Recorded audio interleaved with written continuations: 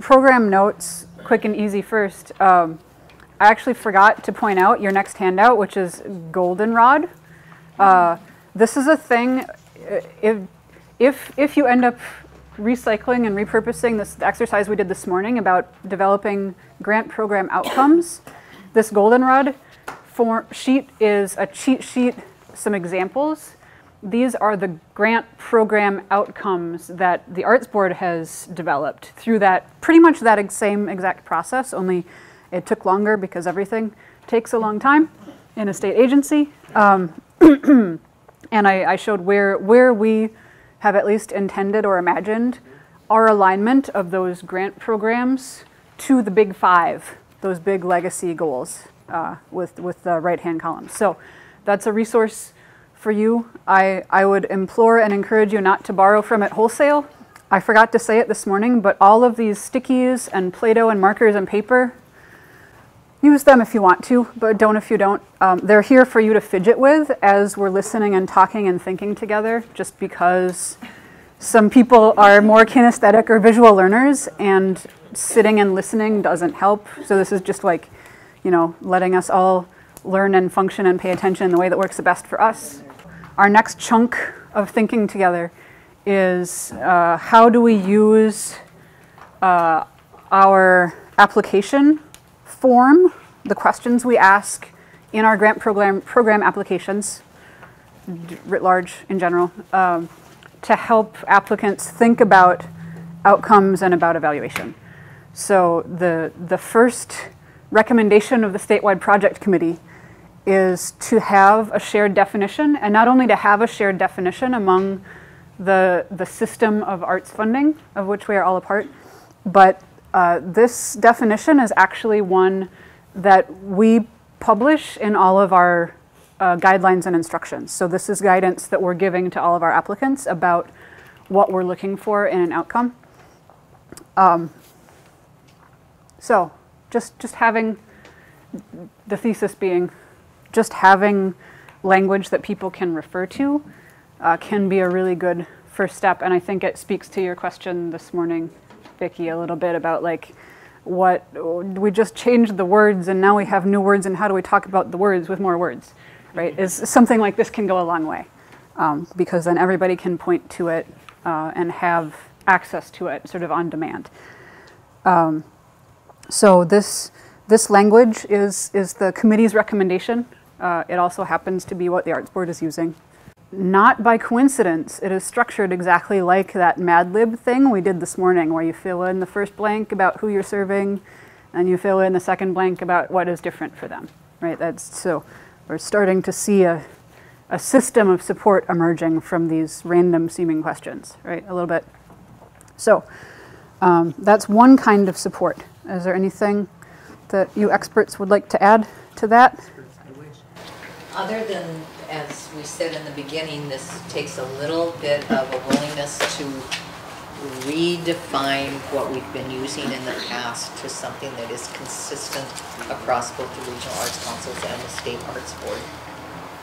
So it's workable. I think it allows enough flexibility that it can be non-confining for our applicants. They still have a lot of leeway in talking about their project that they want to do, but in language that is consistent. Mm-hmm. Okay. Thank you.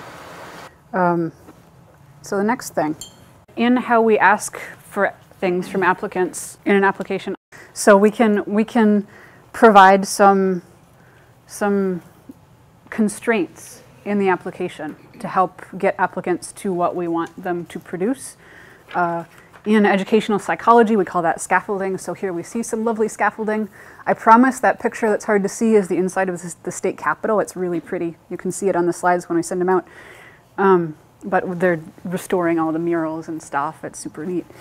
But what that scaffolding can look like, one approach is to kind of do what Greta and Maxine talked about a little bit this morning when we kicked off, is to give them a defined number of options of things to align to in the form of the outcomes of our grant programs, right?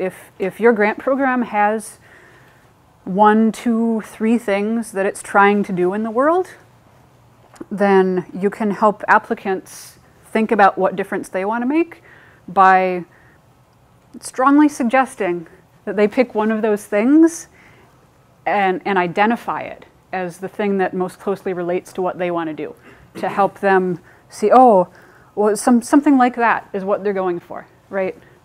And that can also kind of get people thinking. The thing about evaluation is that most of it is not surveying people or gathering data or doing analysis or whatever.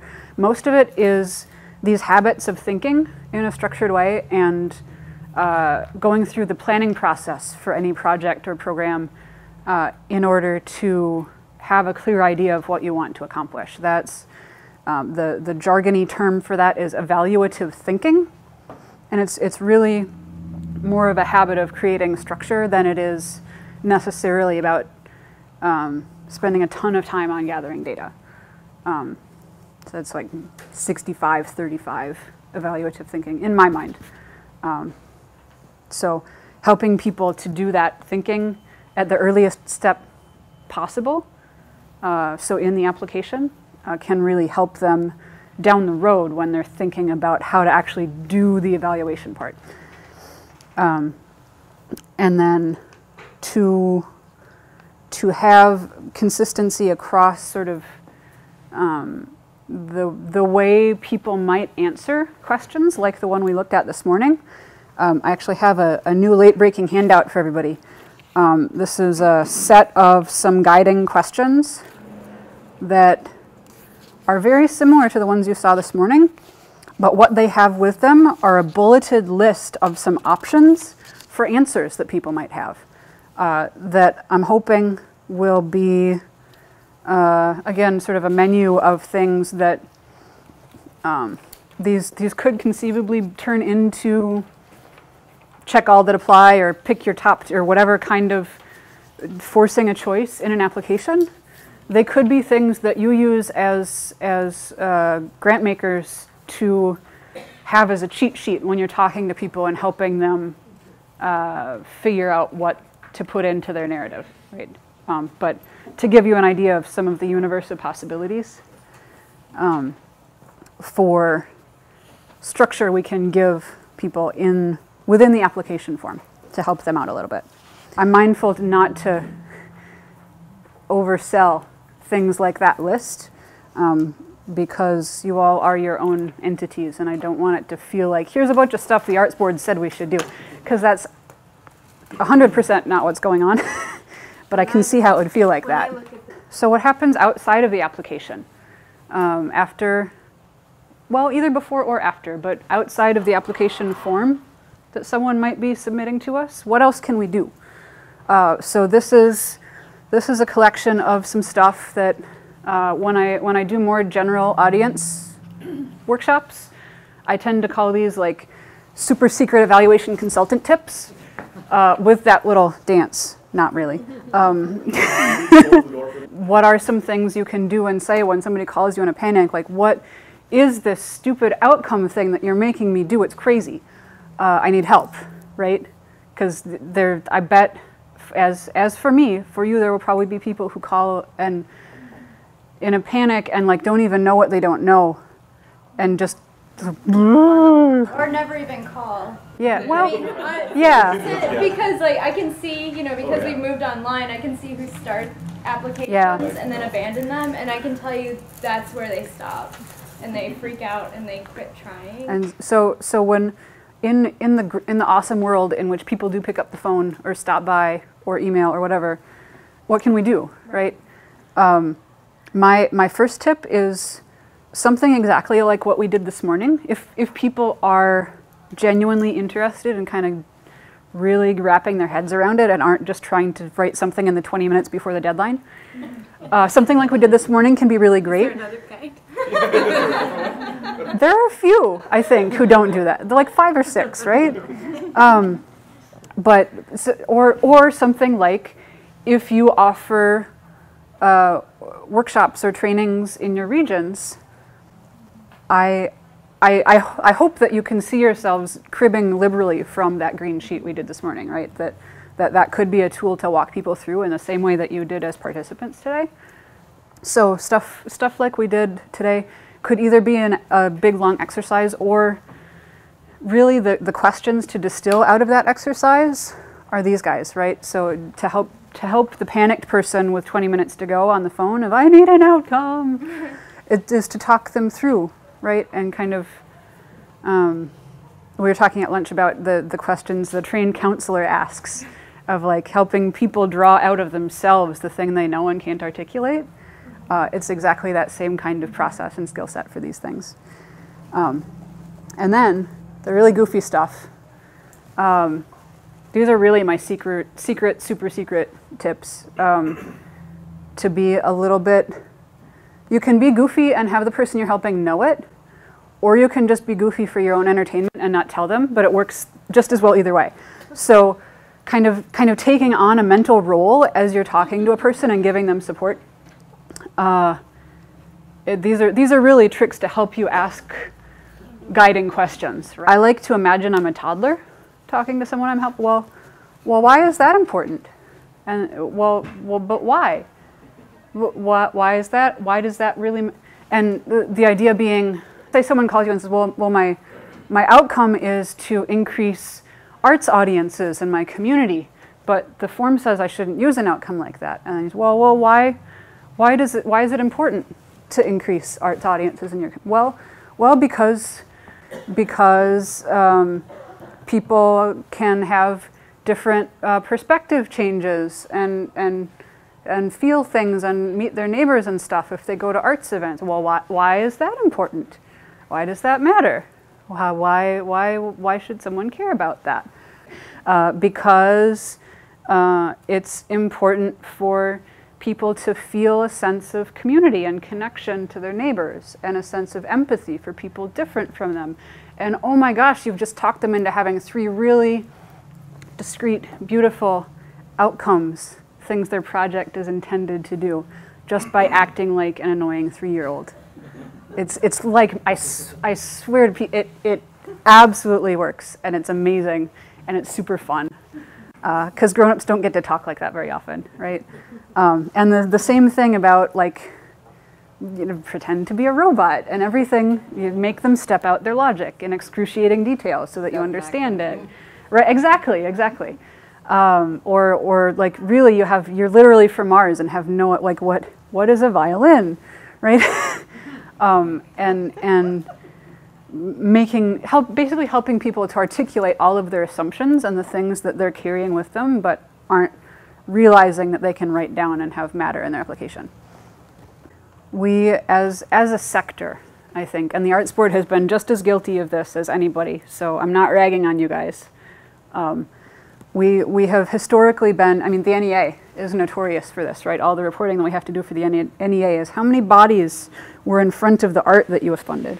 The challenge is that if we want to talk about change for people in communities or our audiences, and if we want to talk about the difference that the art is making and not just how much art there is, then those outputs, those number of butts in seats or audience size or number of events held or what, like all that stuff, the jargon word for those is outputs. And that is how many beans you can count, right? That's the illustration here. That's my best mentor talks about beans you can count versus change you can see. And knowing how much and how many, it does still matter to us because we want to know about the reach and the extent of our work. We want to know that it's not just serving 7 people in the whole region. So it matters. We're still collecting it. We're still reporting it to people like the NEA. But it is no longer the only important thing. And in fact, that kind of stuff about outputs, I'm going to refer to my notes to make sure I don't tell you the wrong thing here. Yeah, so that stuff is all being collected still in the Arts Board does it in applications as estimates and in final reports as actuals. I'm not sure what you all do, and I wouldn't compel you to do that if you're not already. But for sure in final reports, the kind of program statistics stuff about the venues and the federal reporting and all that jazz. That's still stuff we care about, but it will continue to fall under the heading of those kind of program statistics and not under the label of evaluation, because we want evaluation to focus on that change and that difference making. So could that sort of counting the beans, if you frame it around like change over time, like if an audience is increasing, or if there's a percentage of change, could that then become an outcome if a goal is to increase community buy-in, and one evidence of that is, increased, numbers of people at events? But it's framed around a change in numbers, not just like there was this many this time and this many this time. Yes, but. Okay. I think the but is what that would show me is not necessarily a change in any particular person who's being served, but a change in the organization, right? So something like, for me, that would suggest some kind of organizational development. Because they're unrestricted dollars, we aim to and hope to see some kind of organizational development that might not be about a particular program or arts experience. So in those kinds of settings, I think so, yeah. And I think your mileage may vary depending on what the outcome of your grant program is. But like, to me, that would be inadequate in like an arts learning project. Right, where just the fact that people walk in the door does not mean they're learning. They might be playing on their phones the whole time, right? That counting your people is important, just to reiterate that, but we make them right now, I know this will change with what's going on, but we say you have to select someone to put a questionnaire towards, Renae, that's what we do, and then we have like 4 things that are in the middle that involve like feedback from your planners and just, like some evaluation internally. Yeah. So they have to select a questionnaire, higher level learning, debrief type of thing, and then they have to check off that they're going to do their counting. So they have to do 3 things right now, and it is kind of nice because it's in another spot to remind them, you not only gave us an estimate of your people, but remember to count them again. Yeah. So I kind of like that. So it's there, but it isn't the only tool. It's just amongst all these other processes. Like, who are you gonna ask your artist a question? Like, they can even just say the artist a questionnaire, so it can be to a single person, but usually they'll check a couple of them. Like they'll get it in their head that they're going to do a questionnaire, so let's just ask a variety of people this stuff. And then they have to do, so anyway, it's kind of got them to think 3 ways within the checkbox, which has kind of been healthy. That sounds awesome to me. Thank you for sharing that. That feels like something your colleagues might want to steal parts of. Anything else on outputs and outcomes while we're here? I know this is a big one that has been like historically a thing. I'm trying to anticipate questions that I will be asked based on what people are used to saying in grant applications. Yeah. And I'm thinking about like our art project grant program. And I feel like one of the, we ask them what their mission is and what their goals are and how those meet their mission. And we frame it around sort of what their individual organization is trying to do, and less about what the Arts Board imperatives are. In that sense, one of the things that organizations kind of always say is one of the goals that they have when they do a project is to reach a new or different audience. And one of the ways that they quantify, expanding their audiences, whether they've met that goal or not, is by sort of the counting the beans. So I'm trying to think of ways to get more developed goals out of them that will demand them to evaluate more than the number of people. One of the ways, historically, I think how most of us came to that point too, where we were aligning with the organization's goals, is that was the best thing or closest thing to structure that we had at that time before we started looking at this other model. what in my mind is going to, I think, help when I talk with our constituents is that counting of audience is important. It's just moving to a different place in the application and reporting process. And then helping wean both of us, both the RAC and the applicant, away from their goals as an organization to these goals that make actually more sense because they support the legacy, what the legacy wants to do. It's not so much about what the organization wants to do, it's the legacy funding. But I still think it's important that organizations are allowed to sort of frame their projects around what their missions are. So I'm thinking I might have to ask both questions, like what is your mission, what are your goals, how do those goals meet the legacy goals, and how does this fit together? Totally.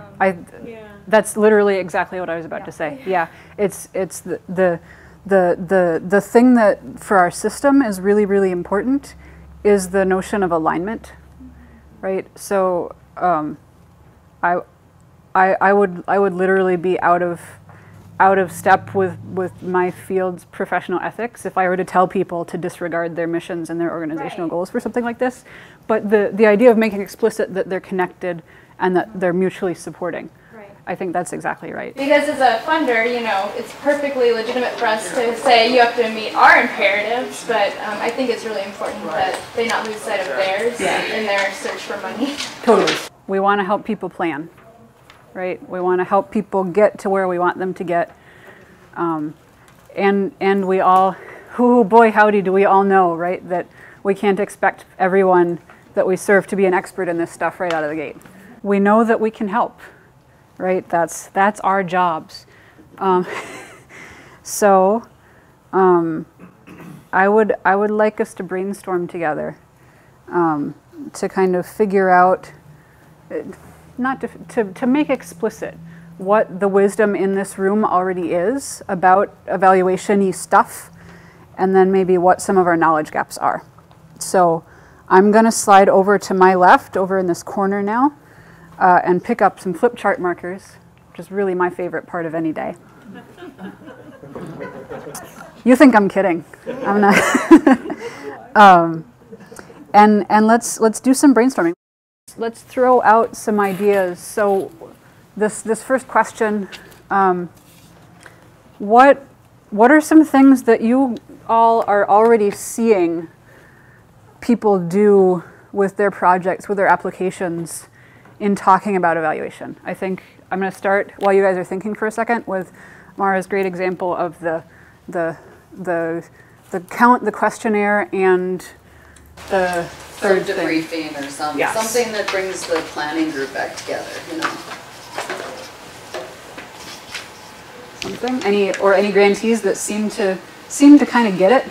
Recognizing that something can be learned from this. So for instance, they might have asked the same questions on a matrix and now they're letting people put a dot on the wall and it's a different question that'll serve them better. You know? Okay. So I'm seeing growth happen through that.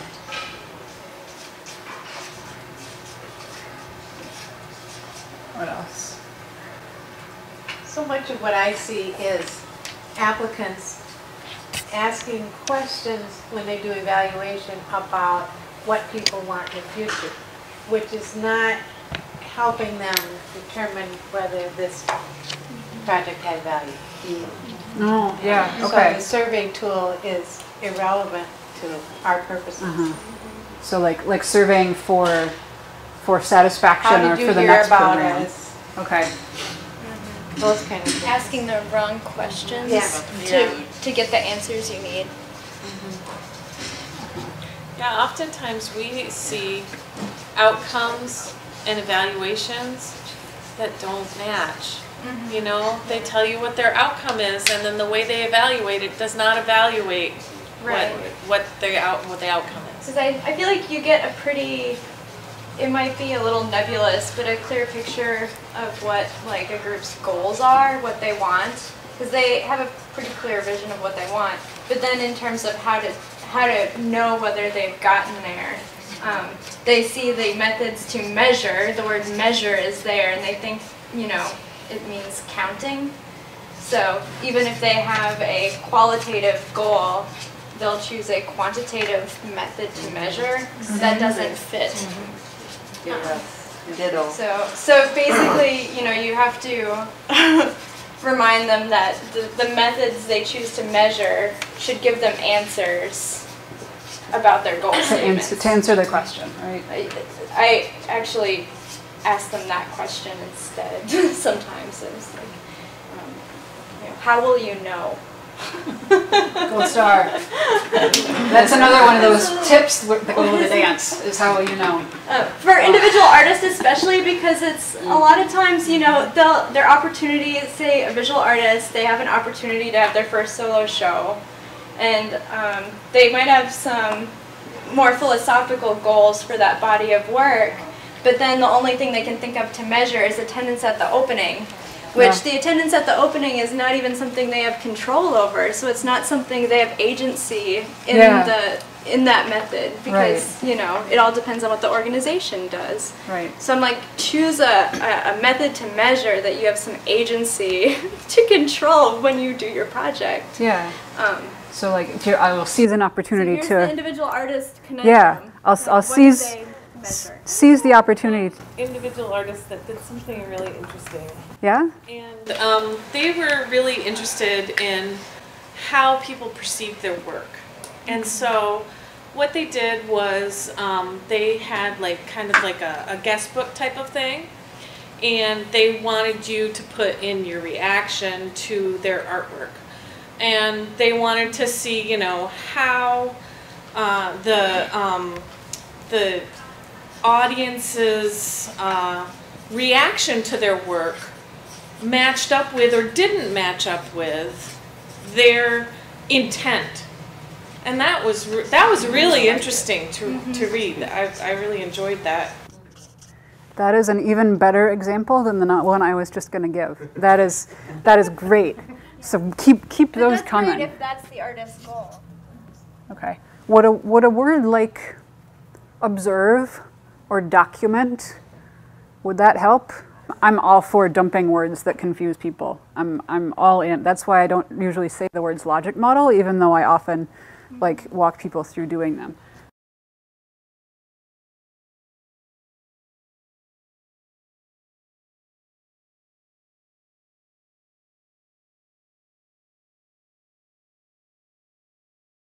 I have a little more room on this sheet of paper. Are there other things that we either sterling examples or things we see where people fall down, or whatever you've observed?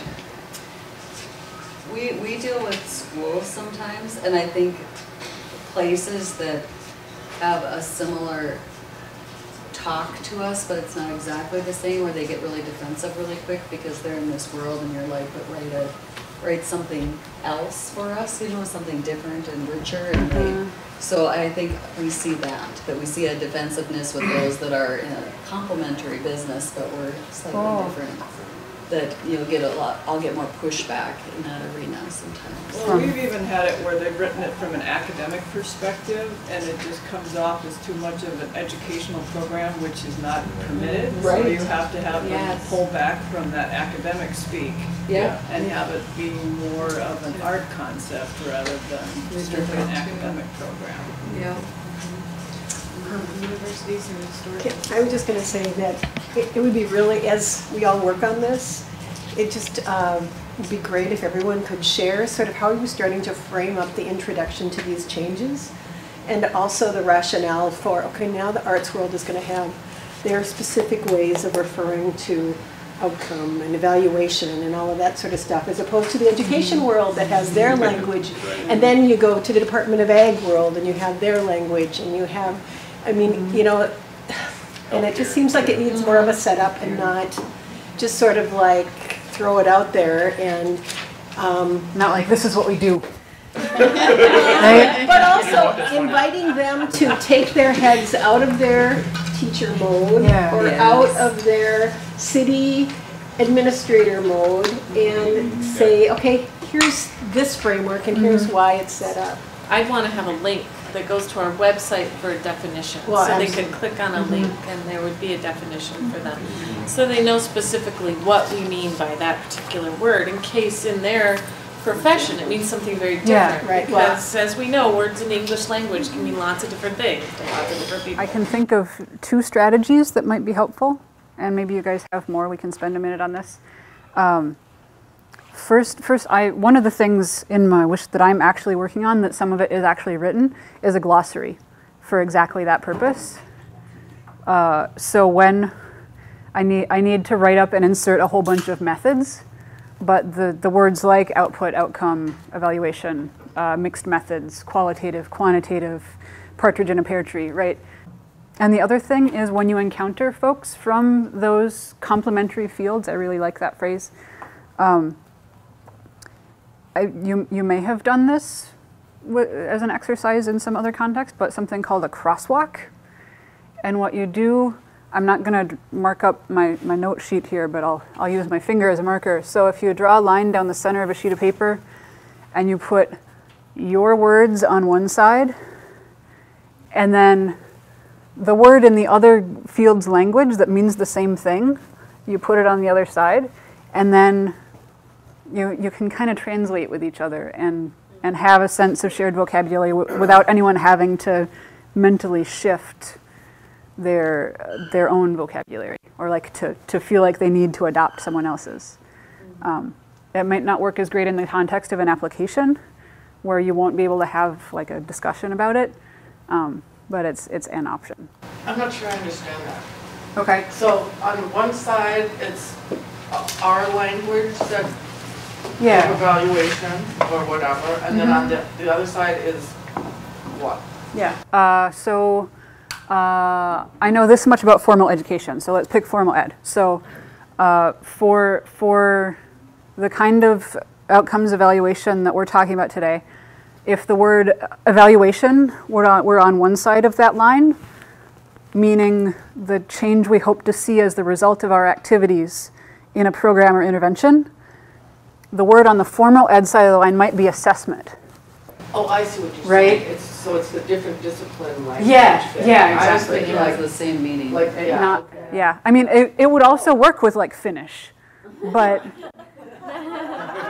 it'd be harder because I don't speak Finnish.